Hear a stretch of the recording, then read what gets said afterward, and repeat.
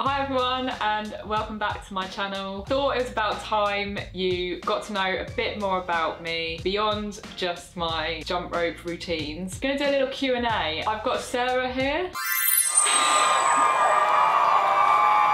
She's going to be asking some of your questions. I've left it totally up to her to choose. Let's see what's going to come up. Got them right here. Don't zoom in, data protection. Shall we just get straight into it? Yeah, I'm a bit nervous. No time like the present. All right, we're going to start with the basics, ease your way into it. When and why did you start jumping rope? I got furloughed during lockdown. It meant I didn't work, but I was on the this furlough scheme basically. I wasn't getting my full pay, but to be honest, I can't really complain because I wasn't going out all the time. I wasn't spending anywhere near as much money as I was pre-pandemic, and I was very fortunate that my now husband back then was still working full-time anyway. So my furlough started the 1st of April, and then for a couple of weeks, to be honest, I did loads of DIY around the house and random stuff to keep me busy. I was following this woman, Carmel Rodriguez, on social media. I was mostly following her for my strength training stuff. Like she does lots of different types of training, but also one of the things she did was jump rope, and she just did a little bit of footwork, but it was really slick. Still admire her footwork today, and that just inspired me and intrigued me to give it a go. So I literally bought a rope, came the next day, and yeah, it was like the middle of April 2020, I started jump rope for the first time. I guess the point there is a lot of people think that you do it to stay in shape or keep fit, but actually it was the trick. Yeah, so that's an interesting point, because I suppose people look at, especially where I started, and I look in shape, which I was. I've always had quite an athletic figure. Before I started skipping, I was into my weightlifting, and I still am. So strength training, I don't do anything crazy, nothing competitive. Obviously I continued that at home. I remember when I had to drive to this Argos, which was like miles away. I had to drive about half an hour to an Argos that stocked some weightlifting kit, because everyone was rush buying things, and it was like toilet roll, weights. And when cardio wasn't part of my routine at all, and I was quite happy with that. I've always got bored of doing cardio for a fitness reason, to be honest. So purely, when I saw this, I thought it just looked really fun. It was more like learning a skill rather than keeping fit, wasn't it? I guess. And I thought it's quite a cool thing to be able to do. Okay, how tall are you? 5'8". Someone else specifically asked, how long are your legs? And I thought potentially we could measure them. About 40.5 inches or 103 centimetres. It's a lot of leg. Compared to me as well. Yeah. So 35 inches. This one is so random. Have you seen Floyd Mayweather skip rope? Yes. Obviously.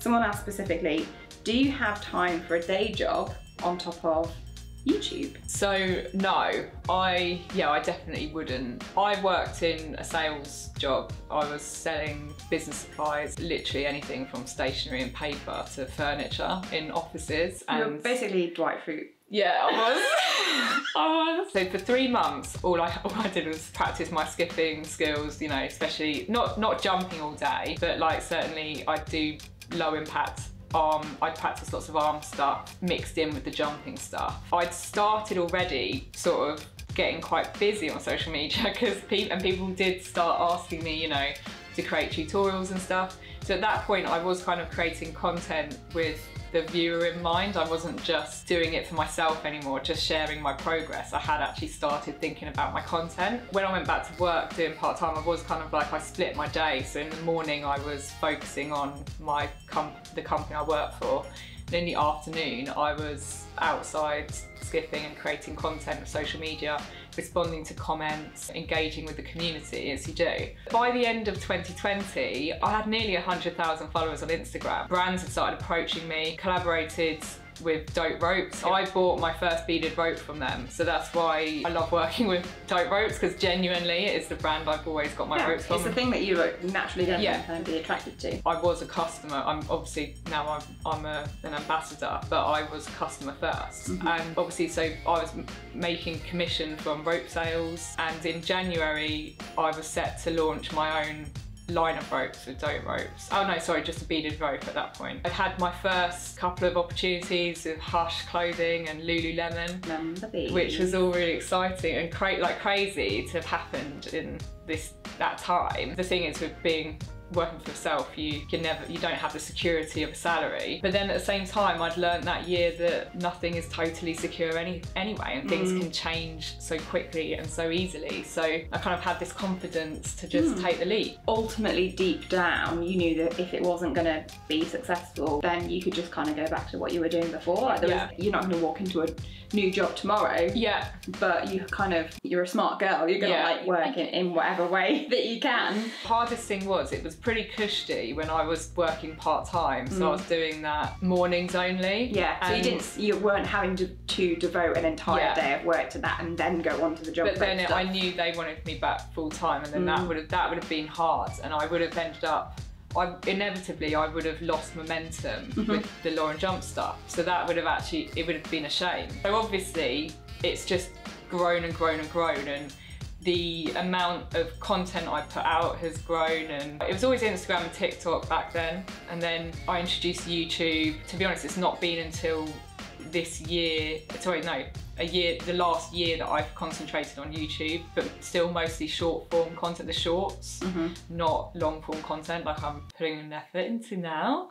And even Facebook, I've started on there as well. So I'm running like 4 platforms now. About 2 years ago, it was when I really started working on Fancy Feet, my app. Then all of the brand partnerships. I suppose I have multiple streams of income, but it's all stuff you just keep going. But it's really busy. I definitely work more hours now than I have in any job I've had before. I was thinking this about myself the other day, like there's always a long list of jobs that you just need to work through. You never finish. You never just like, okay, now I can take a week off and do nothing. Yeah. It's like there's always something, but it's not unenjoyable stuff. No, I mean that's the thing, I can't complain. It's very difficult. I'm not like, oh, I work all hours. I'm like, woe is me.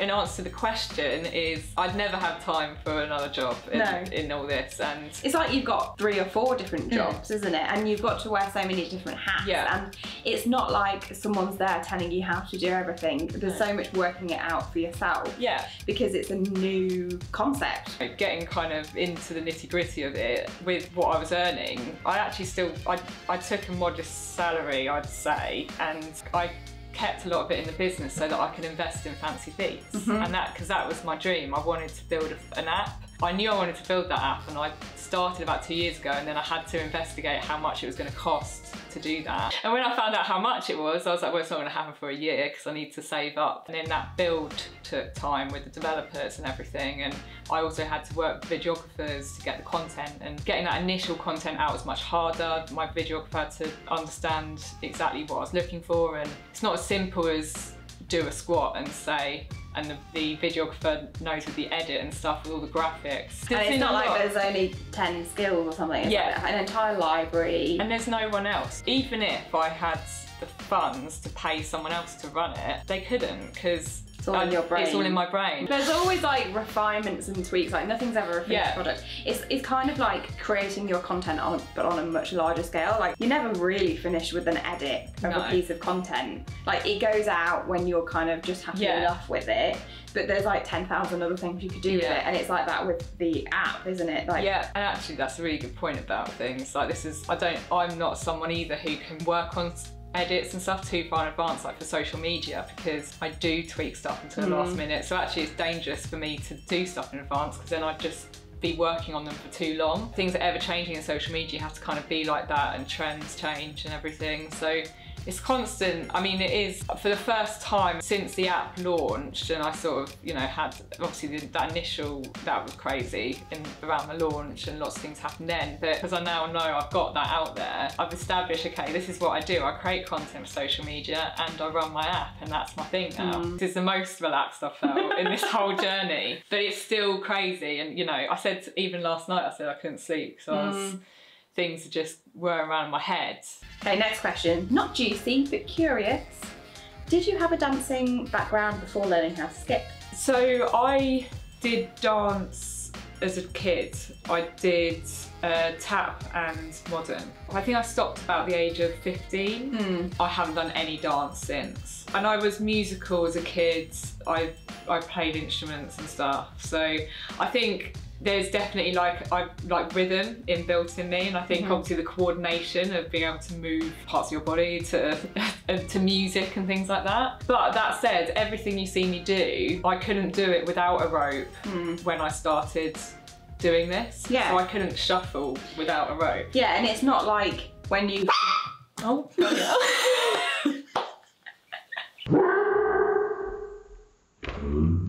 It's not like when you first grabbed a rope, you were like shuffling, you know, you still looked like everybody else when they first start. I think you had a bit more of footwork. Yeah. But it was still clunky. Yeah. It was still a technique and everything. Yeah. What is one trick you just won't do? The first one that came to my mind, only because it's like trending around the community at the moment, is the chicken.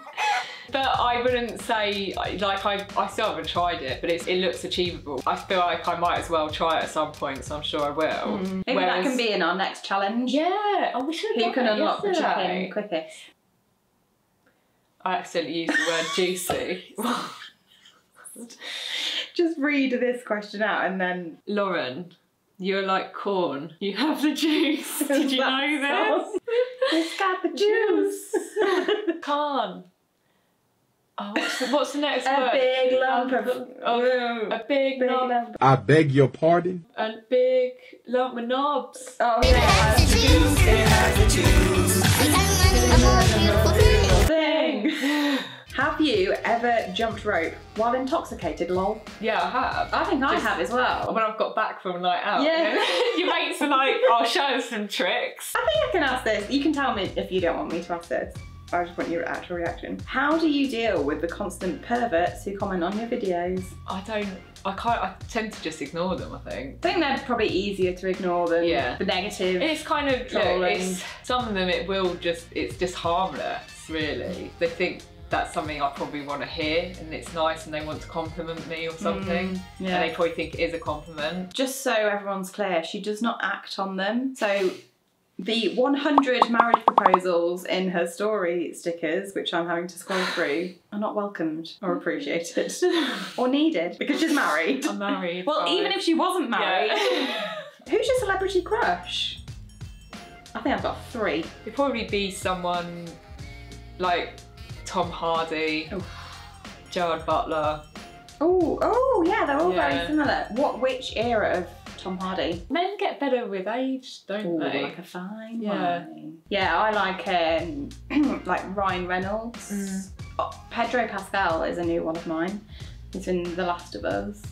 And I showed my Gen Z friend and she couldn't stop laughing. And I was like, oh, I think it's really fair. Everyone calls him Daddy on the internet. Oh. Kind of weird. Now think about it. How do you pick your music? I think I have quite an eclectic music taste anyway, and a lot of songs, especially like the stuff which isn't trending new, is stuff that I've loved.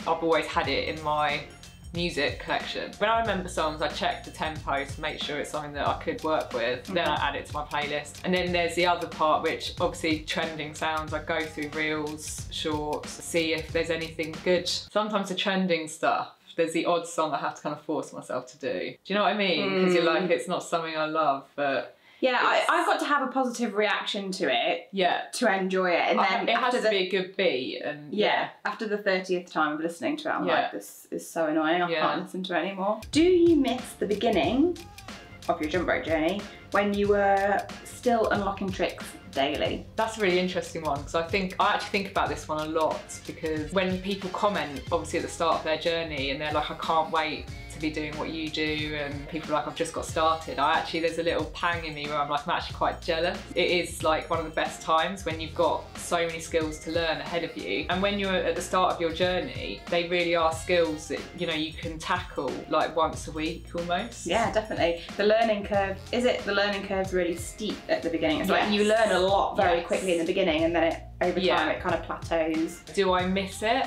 I think my sessions have changed now. I like finding different ways to bring it together, different ways to combine footwork with arm work, to challenge myself that way in different transitions. So I enjoy doing that more now and making it look cleaner. So there's still like work to be done, and then occasionally I'll throw in the odd new trick. Before I wouldn't be able to choreograph what I can now, and that's sort of, I think, become like another skill in itself, like that I choreograph routines and then just perform them. I don't know if you have this, but you have that initial, like, you got it in the session, and then it's later on when you sit down and edit it with the music and you put the music together and you're like, oh, I did that, it was good. It's not so much the question that I've gone for, it's the question, the person who submitted the question, they've answered the question themselves. Oh. If you were a superhero, what bizarre power would you have? Mine would be hot sauce coming out of my fingers. But you wouldn't want them coming out your fingers all the time. No, you would want to be able to control it. Leakage. No, you'd be like, I've got some chips, I've got mayo, but I just need to spice this up. Mine would be to be able to float. I was going to say something about flying. Like fly, yeah. I just think, kind of going to say, to be able to defy gravity. I don't think I'd fly that high because I don't really like heights. No, you would just hover. Yeah. Do you have an OnlyFans account? Oh, that actually hurt. Something happened there. No. People want to know. No. Most popular question. How do you deal with like negativity and troll comments? Well, it used to be quite hard. I mean, it's a bit of a shock. It's a bit of a shock at first when you start doing this, and then your profile's not even necessarily like reaching many people, and then next thing you know, you're like, suddenly something happens. It's usually like one viral video, and then that like starts it off, and you're like, oh.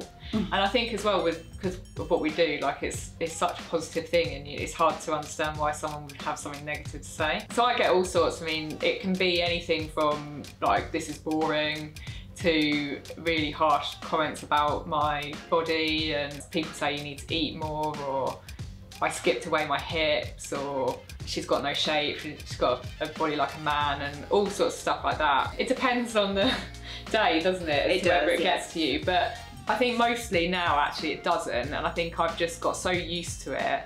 And what you realise is when you've received so many of these comments over a long period of time, you actually really do start realising that the people these are coming from are generally not happy. Like happy people, just even if they think something like that, they just scroll on. You don't want to go and ruin someone's day over it, kind of thing. Yeah, you don't have the energy to like use on something so negative. Yeah, probably nowadays the stuff I find hardest to deal with is, since launching my app and stuff and having, and you know, that's been huge for me, and the feedback has been incredible, but then obviously inevitably there's always going to be people who it's not right for, people who wanted it to be free or something, you know, and people who think I've made the wrong decision on pricing or something, and people have jumped to all sorts of conclusions about who has made the decision over that, and is there someone above me who sort of, I don't know, you know, ultimately Fancy Beats is my project, so everything's my decision and I own all that, but people do really make assumptions about how you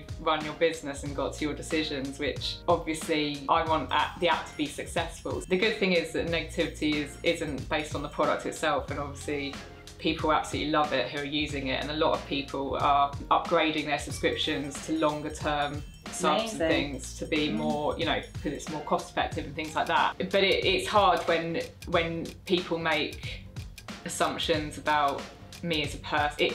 It gets a bit personal when people are talking about my intentions. You know, ultimately I'm not backed by a huge corporation, and I've had to sacrifice a lot to get that business up and running. It's been important to me to price it fairly based on the value that's in it and that's on offer, and that value is going to just increase and grow, and also make it viable. But I'm sure that's something I could probably elaborate on. I think at the end of the day, it's like you can jump rope for free. You just buy a rope and anyone can do this, and anyone can follow all of my free content and do it. I'll never take that away from anyone. And by launching Fancy Feats, it was literally just, it's like, it's another option. I think you've done an amazing job with it, and I know that it's just the beginning. I think that's all the questions. Yeah, I think we are good. I think we'll leave it there. Otherwise we get too deep, you know.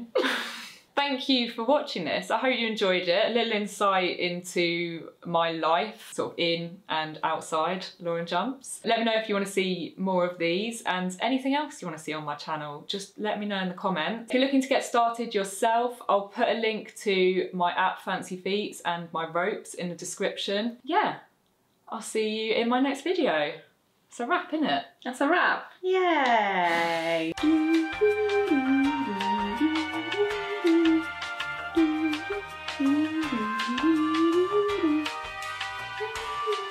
don't know what the song is now. Okay. Is that Ellis? How much Lego can you fit up your bum? Should we try?